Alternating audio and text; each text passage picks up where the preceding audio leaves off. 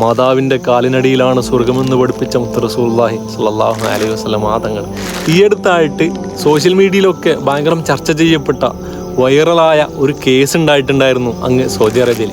എന്താണെന്നോ കേസ്? ജ്യേഷ്ഠനെതിരെ അനുജൻ കൊടുക്കുന്ന കേസ് അവസാനം കോടതിയിലെത്തുന്നു.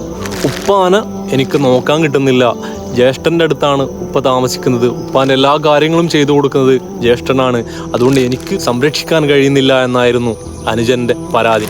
അവസാനം കോടതിയിലെത്തുന്നു. കോടതി തീരുമാനിക്കുന്നു ശിഷ്ടകാലം ഇനിയുള്ള കാലങ്ങളിൽ അനുജൻ ഉപ്പയെ സംരക്ഷിക്കട്ടെ എന്ന് കോടതി വിധിക്കുന്നു. അവസാനം കോടതി ജ്യേഷ്ഠനോട് ചോദിക്കുന്നുണ്ട്, ഇനി നിങ്ങൾക്ക് എന്തെങ്കിലും പറയാനുണ്ടോ എന്ന്.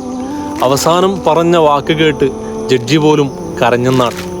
എൻ്റെ സ്വർഗത്തിൻ്റെ താക്കോലാണ് നിങ്ങളിൽ നിന്നും എടുത്തു മാറ്റിക്കളഞ്ഞത് എന്നാണ് ജ്യേഷ്ഠൻ കോടതിയോട് പറഞ്ഞത്.